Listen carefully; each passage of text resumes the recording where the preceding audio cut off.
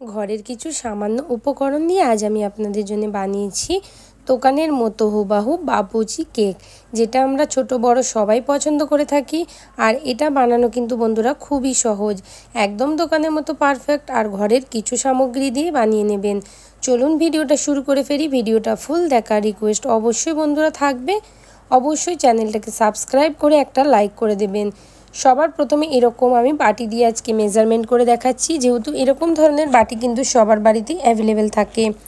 কোনো রকম measuring cup ছাড়াই আজ আমি দেখাচ্ছি। তো এই বাটির 2 বাটি ময়দা নিয়ে নিয়েছি। আর বাপুজি কেকটা কিন্তু দোকানে ময়দা দিয়েই তৈরি হয়, দিয়ে খুব ভালোভাবে চেলে নিলাম। ওই বাটিরই এবার আমি 1 বাটি পরিমাণ দিয়ে দিচ্ছি এখানে চিনির গুঁড়ো। চিনির গুঁড়োটা অবশ্যই চিনি গোটা ব্যবহার করবেন না, আপনারা চিনিটা গুঁড়োই ব্যবহার করবেন। 1 চামচ পরিমাণ দিয়ে দিচ্ছি এখানে বেকিং পাউডার, যেটা কেকে ব্যবহার করা হয়ে যায়। আর ওই চামচেরই 1/2 চামচ পরিমাণ দিয়ে দেবো আমি এখানে বেকিং সোডা। এই মেজারমেন্টগুলো পারফেক্ট রাখলে আপনাদের কেকও কিন্তু একদম পারফেক্ট বন্ধুরা তৈরি হয়ে থাকবে।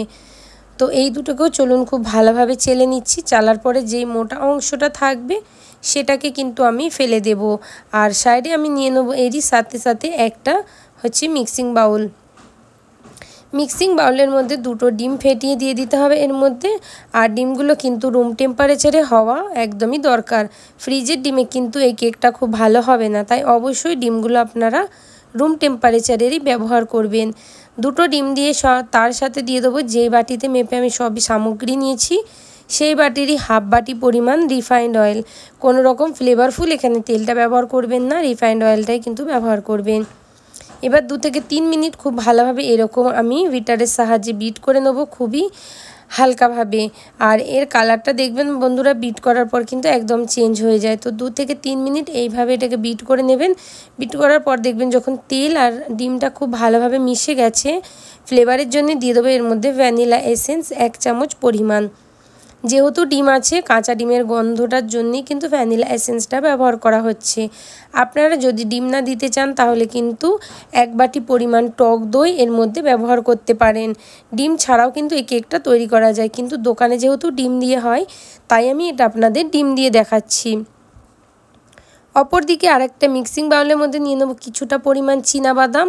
যেহেতু বাপুজি কেকে এরকম চীনাবাদাম, কিশমিশ আর টুটি ফ্রুটি ব্যবহার হয়ে থাকে, তাই আপনারা অবশ্যই কিন্তু এই জিনিসগুলো ব্যবহার করবেন। এখানে মিক্স কালার আমি 3 কালারের টুটি ফ্রুটি ব্যবহার করেছি। তো এই 3টেকে খুব ভালোভাবে মিশিয়ে নিচ্ছি। আপনাদের কাছে যদি মোরব্বা থাকে, মোরব্বাটাও কিন্তু বাপুজি কেকের ভেতর দেওয়া হয়। আজ আমার কাছে মোরব্বাটা অ্যাভেলেবেল ছিল না, তাই আমি দিতে পারলাম না। একটু শুকনো ময়দা এখানে আমি দিয়ে দেবো, ডাস্ট করে খুব ভালোভাবে মিশিয়ে নেব। এতে কি হবে, যখন কেকের ভেতরে আমরা এই টুটি ফ্রুটি ফিলিংগুলোর ব্যবহার করব, তখন এইগুলো কিন্তু নিচের দিকে চলে যাবে না, এগুলো মাঝে মাঝেই থাকবে, সেই জন্যেই কিন্তু এটা ব্যবহার করা। এবার যে ময়দা চিনির মিশ্রণটা নিয়েছি সেটাকে প্রথমে খুব ভালোভাবে মিশিয়ে আমি ডিমের ব্যাটারের মধ্যে এবার পুরোটা কিন্তু ঢেলে দেবো। তো দেখুন বন্ধুরা, এখানে পুরোটা ঢেলে দেওয়ার পরে আমি কিন্তু খুব ভালোভাবে মেশাবো। এবার এটা কিন্তু খুবই গাঢ় লাগছে, তো এই সময়ে আমার কিন্তু ব্যবহার করব আমি পানি। বাপুজি কেকে কিন্তু বন্ধুরা কোনো রকম দুধ ব্যবহার করা হয় না, তাই আমি দুধটা এখানে ব্যবহার করলাম না, আমি পানিটা ব্যবহার করেই আপনাদের দেখাচ্ছি। আপনারা যদি এটা বেশি টেস্টি বানাতে চান তাহলে কিন্তু অবশ্যই আপনারা এর মধ্যে দুধটাকে ব্যবহার করতে পারেন। তো পানিটা দিয়ে আমি কিন্তু এইভাবে এবার মিক্স করব সবার প্রথমে। আর এইটা একটা জিনিস আপনাদেরকে মাথায় রাখতে হবে, যে এটাকে আপনাদের একই ডাইরেকশানে কিন্তু এরকমভাবে ফেটাতে হবে, কোনো রকম এদিক ওদিক করলে হবে না। কেক বানানোর সময় কিন্তু এইটা ফলো করলে কেক কিন্তু খুবই স্পঞ্জি, খুবই ভালো তৈরি হয়। তো সবার প্রথমে আমি খুব ভালোভাবে এটাকে আগে একদিকে ফেটিয়ে এর লাম্পস যেগুলো আছে সেইগুলোকে আমি পুরো মিক্স করে নেব। তারপরে কিন্তু আমি এর মধ্যে পানি এক্সট্রা ব্যবহার করব। একসাথে আমি অনেকগুলো পানি ব্যবহার করলে কিন্তু এটা পাতলা হয়ে যাবে। দেখুন ব্যাটারটা কিন্তু খুব বেশি গাঢ় আছে, তাই আমি এর মধ্যে কিন্তু আরও একটু পানি ব্যবহার করলাম। যেই বাটিগুলো মেজারমেন্ট করেছি কমসে কম সেই বাটিগুলোর 1 বাটির কাছাকাছি এখানে আমাদের পানিটা ব্যবহার হয়েছে। কেকের ব্যাটারটা খুবই স্মুথভাবে এবার আমাদের তৈরি হয়ে গেছে। তো আমি আপনাদের দেখিয়ে দিচ্ছি, একটুখানি স্প্যাচুলা করে তুলে দেখুন। আর আপনারা যদি মিক্স করেন তো এরকম কাট অ্যান্ড ফোল্ড মেথডেই কিন্তু আপনারা বন্ধুরা মিক্স করবেন, তাহলে কিন্তু এটা খুব ভালো হয়। দেখুন ব্যাটারের ঘনত্বটা ঠিক এরকম গাঢ় রাখতে হবে। এবার যেই টুটি ফ্রুটিগুলো আমরা নিয়েছি সেইগুলোকে খুব ভালোভাবে কিন্তু বন্ধুরা মিশিয়ে ফেলতে হবে এর মধ্যে। এরকম সুন্দরভাবে এগুলোকে দিয়ে আপনাদেরকে মিক্স করে ফেলতে হবে। তাহলে কিন্তু কেকের ব্যাটারটা আপনাদের একদমই রেডি হয়ে যাবে। খুবই সামান্য উপকরণ দিয়ে খুবই সহজে দুর্দান্ত স্বাদের এই কেকের রেসিপি তৈরি করলাম। এরকম চৌকোন টিন নিয়ে নিয়েছি, যেহেতু বাপুচি কেকগুলো একটু চৌকো চৌকো হয়, তাই আমি এরকম চৌকো চৌকো টিনেরই এখানে ব্যবহার করেছি। আপনারা যে কোনো গোল টিনেও কিন্তু কেকটা বানাতে পারেন, বানিয়ে কিন্তু আপনারা কেটে খেতে পারেন। তো এরকম তেল দিয়ে ব্রাশ করার পরে আপনারা বাটার পেপার ব্যবহার করতে পারেন। যাদের কাছে বাটার পেপার অ্যাভেলেবেল থাকে না, তাদের জন্য আমি এরকম ময়দা দিয়ে ডাস্ট করে দেখালাম। তারপরে কেকের ব্যাটারটা পুরোপুরি এই টিনের মধ্যে দিয়ে দিতে হবে। দেওয়ার পরে খুব ভালোভাবে এটাকে ট্যাপ ট্যাপ করতে হবে। আমি কিন্তু খুব অল্প এখানে কিন্তু কেকের ব্যাটার একটু ওয়েস্ট করিনি, সবটাই কিন্তু এর মধ্যে দিয়ে দিয়েছি।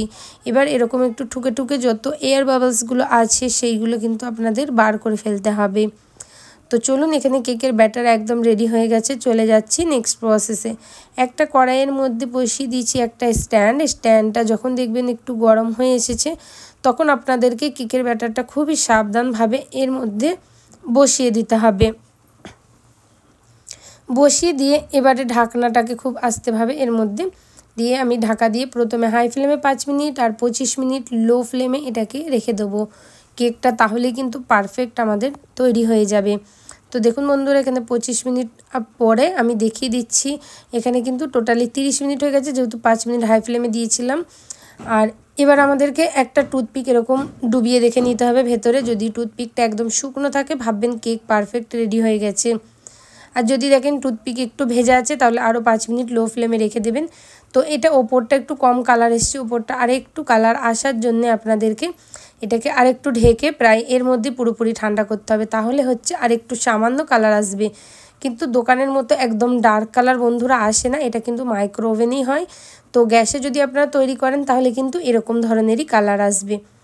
তো চলুন, এটাকে খুব ভালোভাবে ট্যাপ ট্যাপ করে এবার আমি বার করে নিচ্ছি। বার করা খুবই সহজ, ঠান্ডা হয়ে গেলে অটোমেটিকলি কিন্তু এটা বেরিয়ে আসে, কোনো রকম ঝঞ্ঝট হয় না।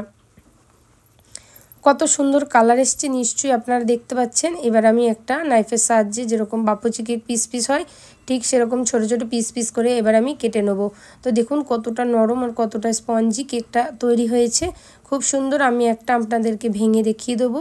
আর খেতেও কিন্তু বন্ধুরা দুর্দান্ত, বাচ্চা থেকে বড় কিন্তু সবাই পছন্দ করে এই কেকটা। আমাদের বাড়িতে কিন্তু প্রায় বানানো হয়, তাই আমি ভাবলাম আপনাদের সাথেও এই কেকের রেসিপিটা একবার শেয়ার করা যাক। ভালো লাগলে লাইক কমেন্ট শেয়ার করতে একদম ভুলবেন না, চ্যানেলটা সাবস্ক্রাইব করবেন।